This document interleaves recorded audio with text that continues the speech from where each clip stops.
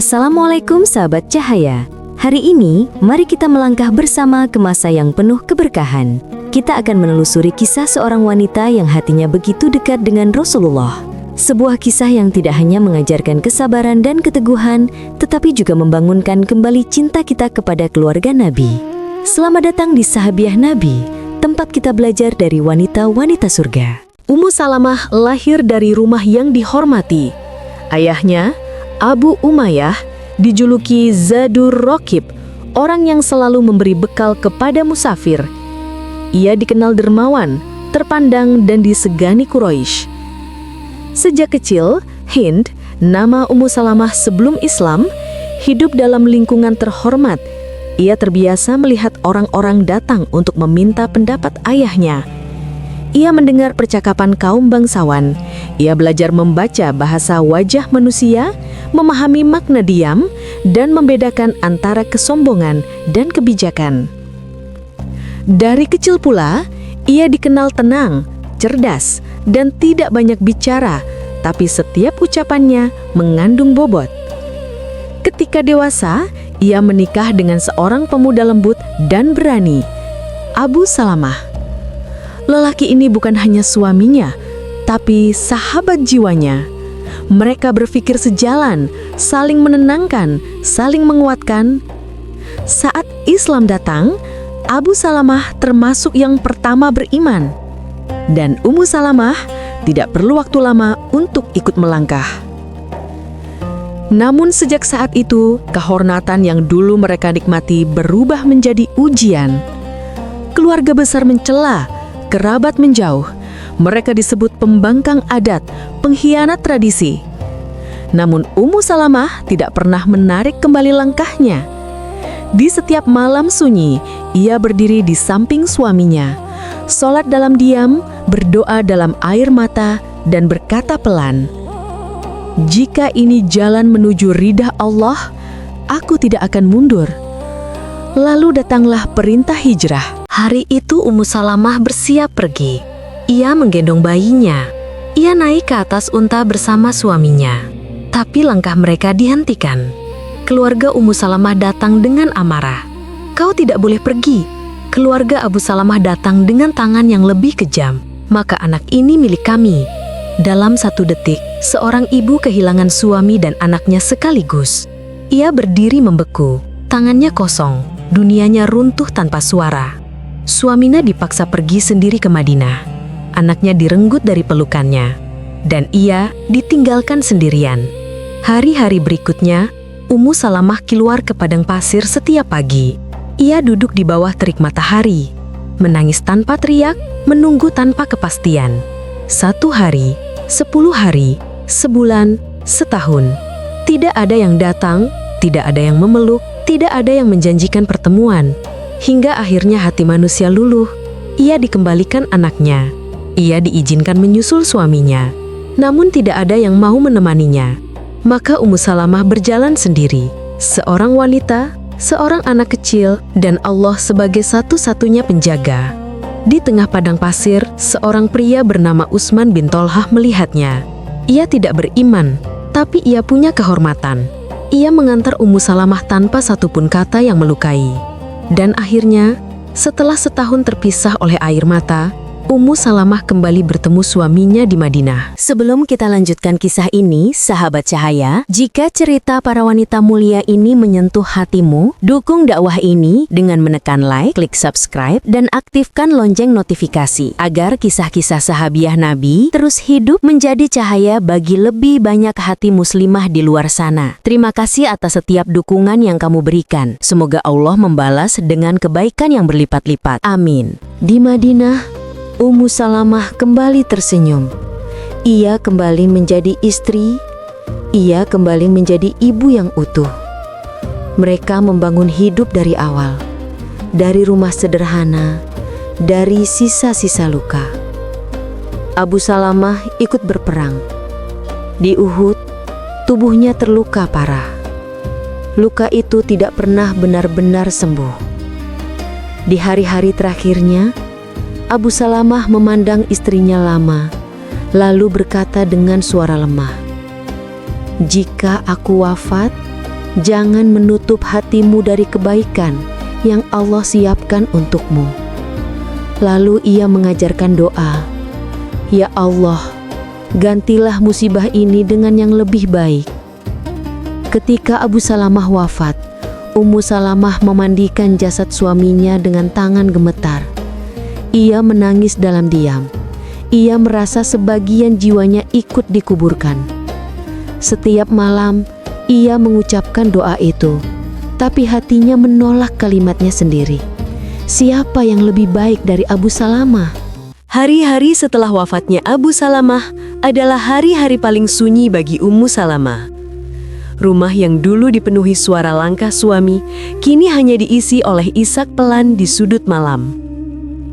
Anak-anaknya tidur berdekatan, seolah takut kehilangan ibunya sebagaimana mereka telah kehilangan ayah mereka.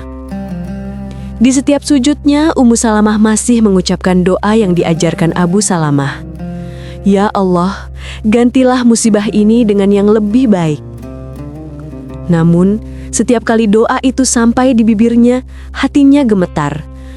Siapa yang bisa lebih baik dari Abu Salamah? Siapa yang mampu mencintai anak-anakku seperti ayah mereka? Siapa yang mau menerima wanita yang hatinya telah penuh luka?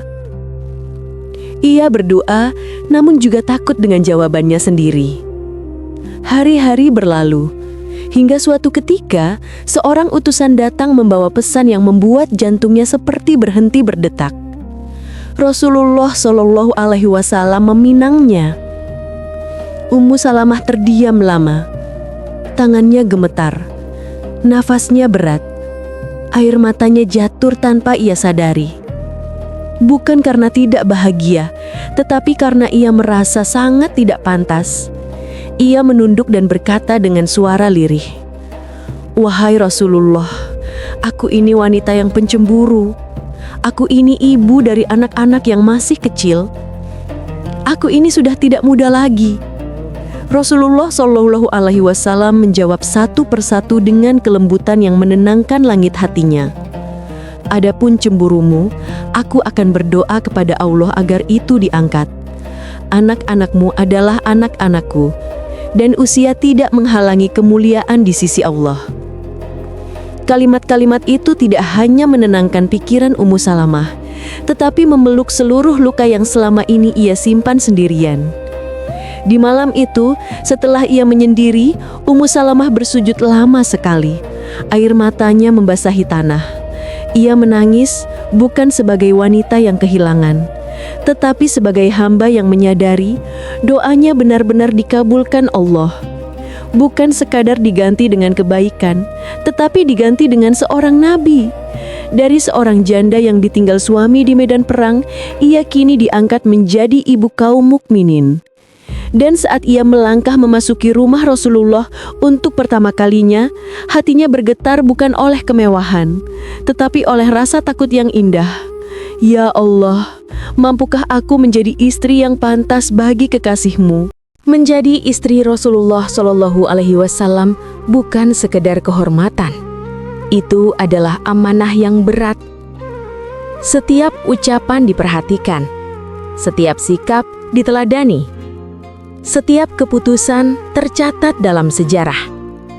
Dan Ummu Salamah memikul semuanya dengan ketenangan yang luar biasa. Ia bukan istri yang paling muda, bukan pula yang paling dimanja, tetapi ia adalah yang paling matang jiwanya. Di dalam rumah Rasulullah, ia sering menjadi tempat beliau menenangkan diri. Saat Nabi dalam kegundahan, Ummu Salamah mendengar tanpa menyela. Saat Nabi diliputi kesedihan, Ummu Salamah hadir tanpa banyak bicara, cukup dengan ketenangan. Dan datanglah satu hari yang akan mengabadikan namanya di dalam sejarah umat Islam. Perjanjian Hudaybiyah. Hari itu, para sahabat dalam kegelisahan besar. Mereka pulang tanpa umroh. Perjanjian terasa berat. Hati mereka kecewa. Rasulullah Shallallahu Alaihi Wasallam masuk ke rumah Ummu Salamah dengan langkah berat. Wajah beliau diliputi kesedihan yang dalam. Beliau berkata, "Wahai Ummu Salamah, binasalah kaum ini, mereka menolak perintahku." Ummu Salamah tidak menyahut dengan emosi. Ia tidak meninggikan suara. Ia tidak mengeluh. Dengan ketenangan seorang wanita yang telah ditempa kehilangan, ia berkata, "Wahai Rasulullah, keluarlah tanpa berbicara kepada siapapun. Sembelihlah hewanmu dan bercukurlah lebih dahulu. Mereka akan mengikutimu." Rasulullah Shallallahu Alaihi Wasallam menuruti sarannya. Dan benar, ketika beliau melakukannya, para sahabat bangkit serentak. Krisis yang hampir memecah umat diselamatkan oleh ketenangan seorang perempuan.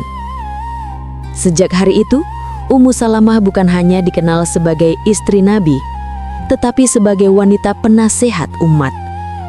Di tahun-tahun berikutnya, rumahnya menjadi tempat belajar. Para sahabat datang bertanya. Para tabi'in menimba ilmu. Ia meriwayatkan ratusan hadis. Ia mengajarkan Al-Quran, adab dan hikmah kehidupan. Dan di usia senjanya, Ummu Salamah sering duduk sendirian menjelang maghrib, menatap cahaya yang perlahan menguning, mengingat padang pasir tempat ia dulu menangis sendiri, mengingat anaknya yang dulu direnggut dari pelukan, mengingat Abu Salamah yang wafat dalam pelukannya. Air mata masih jatuh, tetapi bukan lagi air mata luka. Itu adalah air mata syukur. Karena dari seorang wanita yang pernah kehilangan segalanya, Allah menjadikannya ibu bagi seluruh kaum beriman. Dan ketika ajal menjemputnya, Ummu Salamah tidak pulang sebagai wanita yang hancur oleh takdir, tetapi sebagai wanita yang ditinggikan oleh kesabaran.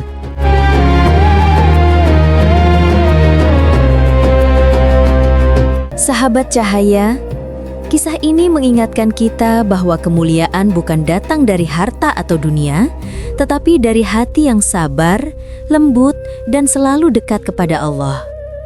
Semoga teladan para sahabiah menguatkan langkah kita, menerangi hari-hari kita, dan menumbuhkan cinta yang lebih dalam kepada Rasulullah Shallallahu Alaihi Wasallam. Terima kasih telah bersama di perjalanan ini. Sampai bertemu di kisah mulia berikutnya. Wassalamualaikum warahmatullahi wabarakatuh.